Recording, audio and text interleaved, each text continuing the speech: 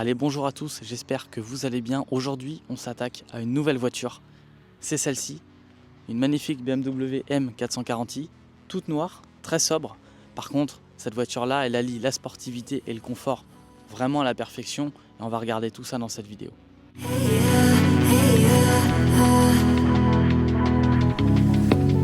Playing a part, yeah, left me stunning. All of these things I never knew I wanted. Deep down, I probably always saw it coming, but I thought I could let go, dodging echoes. Avant qu'on commence la vidéo, sache que si tu veux passer ta voiture dans une de mes vidéos, ce sera avec grand plaisir. Pour ça, je vais te mettre un formulaire du coup en description de cette vidéo. Tu auras même accès à mes réseaux sociaux et tu pourras me DM directement si tu veux passer ta voiture. Bon, c'est parti, on va faire un petit tour juste rapidement sur le design. Bon, vous le connaissez, ce design-là, je ne vais pas vous le réinventer. La fameuse calandre, tout le monde la connaît. Alors au début, elle a quand même divisé pas mal les personnes entre elles, parce que certaines personnes trouvaient que finalement elle était trop proéminente, qu'elle prenait trop de place. Alors elle ressemble globalement à un cœur. Par contre, ce qui est vraiment génial, c'est que ça se démarque beaucoup des autres modèles, parce qu'elle est vraiment dans la continuité des lignes directrices de la voiture. Au début, j'étais plutôt contre, mais au final, j'adore cette calandre-là. C'est vraiment une signature en plus de chez BM. Et puis il faut quand même se l'avouer, c'est quand même une signature qui est très très récente. Donc voilà, ça a quand même de la valeur. Alors je vais prendre la caméra parce que je vais vous montrer autre chose, parce que vous ne le verrez pas sous l'autre angle. Normalement ici vous devriez le voir, au niveau du capot, on a quand même des lignes directrices. Alors voilà, là vous le voyez en fait avec le reflet, qui sont exclusivement dues à la sportivité de la voiture, parce que la voiture est quand même assez large de base. Par contre, au niveau des flux d'air, tout a été étudié pour les pousser vers l'extérieur, pour les pousser vers les lignes extérieures de la voiture. Après, au niveau du design extérieur complet de la voiture, franchement, elle est super sobre. Vous voyez, quand on fait le tour, même à l'arrière, alors celle-ci a été dessiglée, et justement, je trouve que ça a tout son intérêt pour une fois, parce que on dirait vraiment une BMW classique, parce que même les séries 4 en diesel, etc., ont la même coupe exactement. Et puis en noir, elle est très très sobre cette voiture. Bon, alors au niveau de l'intérieur, on retrouve quand même des matériaux qui sont de bien meilleure qualité, une finition qui est vraiment beaucoup plus sportive sur ce véhicule-là, mais par contre qui est très joli aussi dans la finesse, parce que vous avez un ensemble de LED qui peuvent éclairer tout l'habitacle en pleine nuit. Vous choisissez votre ambiance, vous choisissez tout. Au niveau multimédia, ce qui est génial, c'est qu'ils ont revisité l'ensemble du logiciel, donc ça c'est très cool. On a les intégrations qui sont pas mal avec CarPlay et Android Auto. Alors on est bien d'accord sur une chose, c'est que la majorité des utilisateurs vont utiliser ce genre de service et ne vont pas utiliser le multimédia de base de la voiture. Ce qui est sympa aussi, c'est qu'au niveau du tableau de bord, vous avez donc forcément un écran, et puis sur cet écran-là, on va retrouver le mix de la musique en cours, la navigation même sur l'affichage tête haute, et ça c'est franchement un plus. Et puis on va surtout retrouver toutes les commandes, toutes les informations liées à la vitesse, au couple du moteur, à la puissance, etc. Et donc ça, c'est un vrai plus. Pour une fois que c'est joli de base sur un véhicule, franchement c'est à prendre. Alors c'est un véhicule qui est coupé, donc forcément qui dit coupé dit que vous avez moins de place, en tout cas à l'arrière. À l'avant ça reste très confortable, les sièges sont extrêmement confortables aussi. Au niveau du volant, on est sur quelque chose en cuir. Par contre on sent vraiment cette division confort avant même la sportivité ici chez BMW, parce que dans le volant en fait il est assez rembourré, et donc vous avez une prise qui est plutôt large, ce qui est moins le cas généralement sur les véhicules on va dire très sportif, où là vous avez des volants beaucoup plus durs, plus fins, et en tout cas qui transmet mieux les informations de la route et des vibrations que ce type de volant. Alors j'ai remarqué quand même en mode sport et en mode sport plus qu'on avait une direction qui était bien plus dure et des suspensions qui étaient quand même raffermies.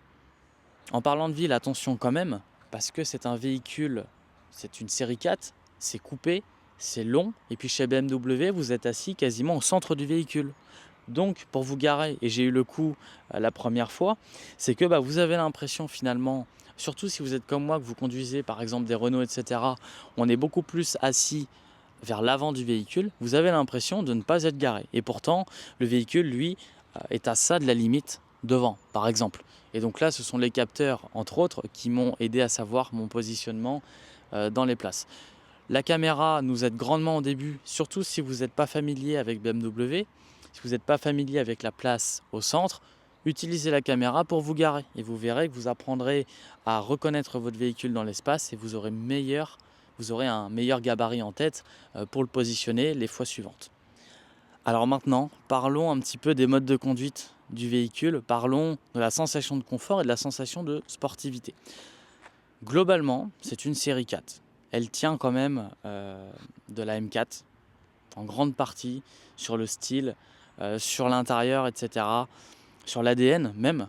Par contre, attention, on n'est pas sur de la sportivité en premier lieu, on est sur du confort en premier lieu. Dès que vous allumez le véhicule, vous atterrissez en mode confort. La boîte, c'est une automatique à 8 rapports, pas de souci, vous enclenchez le mode D et c'est parti.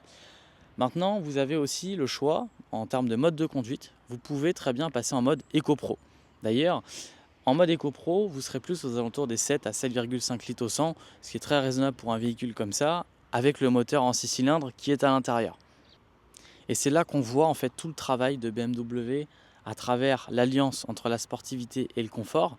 C'est que la plupart du temps, en tout cas moi sur mon utilisation quand j'ai pu la prendre cette voiture, j'étais toujours en confort ou en Eco-Pro. Alors vous ne l'entendrez peut-être pas à la caméra, mais en tout cas l'insonorisation ici en mode confort est exceptionnelle parce que on n'a pas de bruit moteur, on ne l'entend quasiment pas, on entend bien sûr le bruit des pneus et de la friction avec le sol, mais sinon rien du tout. Par contre, il est vrai que pour les insertions, etc., pour des moments où on a besoin un petit peu de punch, on appuie sur le mode sport, tout passe en mode sport, c'est-à-dire le système de suspension, la direction, la sonorité moteur. Et d'ailleurs, là-dessus, je vais y faire un tour juste après. Et donc là, la voiture, je roule normalement, je ne mets quasiment rien sur la pédale d'accélérateur et elle est directement prête à attaquer avec 2000 tours minute. Je vais te montrer ce que ça donne après en termes de réactivité, mais la voiture est très réactive. Donc en mode sport, dès que je viens taper donc, sur la pédale, pourtant je ne touche à rien ici. Voilà, donc là je suis déjà à la limitation, je ne vais pas donner plus d'accélération, mais voilà, la voiture est très réactive dans ce cas-là. Et donc on va repasser en mode confort. Et donc en mode confort, vous allez le voir, elle est tout aussi réactive. Par contre, voilà, l'aspect est différent.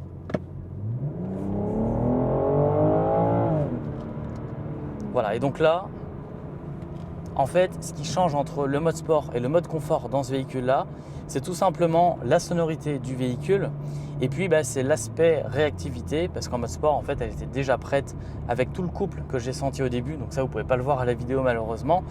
Alors que en mode confort, je l'avais un poil après, je l'avais quand même 1,5 seconde après. Et même encore, quand vous êtes en mode sport, alors vous avez 3 modes sport en réalité. Le mode sport qui est prédéfini par la voiture de base. Vous avez le mode individual qui lui en fait est basé sur vos propres choix. Donc vous pouvez choisir en fonction de la direction du moteur, etc. le niveau d'efficacité si vous voulez par rapport au mode sport. Et puis vous avez le mode plus qui là est le plus extrême sur cette voiture. Donc c'est pour ça, je le rappelle, c'est très important à la conduite en général dans tous les modes, à part le mode sport plus et sport individual en fonction de vos réglages. J'ai ressenti un grand confort à bord de ce véhicule. La puissance, elle vient en second plan. Vous avez d'abord le confort, je le répète encore une 3e fois, parce que beaucoup de personnes vont acheter ce genre de véhicule exprès pour la sportivité. Sauf que n'oubliez pas que ce sont des véhicules qui sont faits pour les grands trajets, qui sont faits, alors pour la ville un petit peu moins, parce que la motorisation ici est un petit peu trop grosse pour le mode d'utilisation, mais avec une motorisation qui serait, on va dire, moins puissante et plus adaptée, il n'y aurait pas de souci, vous gardez la même base, vous changez le moteur du véhicule, c'est le véhicule parfait qu'il vous faut. Alors en termes de performance, forcément, c'est un 6 cylindres qui développe 374 chevaux sur papier, donc dans ce cas-là, de 0 à 100, ce qui est sympa, c'est que vous faites 4,5 secondes et que ce n'est pas seulement une propulsion. En fait, c'est un système X-Drive qui va répartir la puissance entre les 4 roues. Alors en réalité, il me semble que sur ces véhicules-là, Vous avez un petit peu de puissance qui passe sur les roues avant pour éviter finalement cette perte de puissance au niveau du patinage, mais vous n'aurez pas vraiment une 4 roues motrices comme c'est le cas chez d'autres constructeurs. Par contre, ce que j'ai ressenti, c'est vraiment une grande sécurité à bord de ce véhicule, que ce soit à travers les courbes, que ce soit à travers un temps pluvieux, ou que ce soit même tout court, hein, quand on est un petit peu plus explosif avec la voiture. À aucun moment, ce véhicule a bougé, comme ça peut être le cas d'un M4, etc., qui sont des véhicules plus compliqués à conduire et qui sont globalement beaucoup plus orientés sport. Alors je tiens à attirer votre attention sur quelque chose quand même qu'on remarque aujourd'hui avec les véhicules, si on fait la comparaison avec des véhicules qui ont 10 ans, c'est que les puissances aujourd'hui, donc là 374 chevaux pour ce véhicule, comparé à il y a 10 ans, c'est quand même une très belle avancée. On arrive à avoir une alliance parfaite entre le confort et la sportivité avec 380 chevaux quasiment. À l'époque, quand vous aviez 380 chevaux, souvenez-vous de ma Mégane 3 RS, il fallait préparer le moteur, etc. Et là, on n'était plus du tout dans le confort. On était même dans la sportivité pure et dure. Donc, ils ont vraiment fait un très bon pas en avant.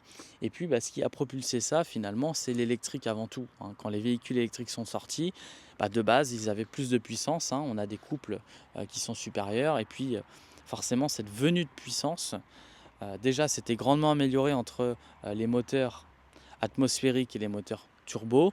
Et puis depuis, les moteurs électriques, dès qu'on appuie dedans, tout le couple vient. Donc c'est pour ça aussi qu'avec des micro-hybridations dans ces véhicules-là, vous pouvez arriver à une réactivité qui est sans précédent, hein. Parce que là, il ne faut pas oublier qu'avec la puissance du moteur, vous avez la micro-hybridation qui permet d'accompagner le tout, qui permet de soulager un petit peu le moteur. Après, dans les faits, ça ne se ressent pas du tout. Moi, la batterie, honnêtement, hein, si j'étais pas au courant qu'il y en avait une dedans, je ne sais même pas à quoi elle servirait. Je l'aurais jamais senti. Je me serais même pas dit, tiens, ça sert finalement à la puissance moteur.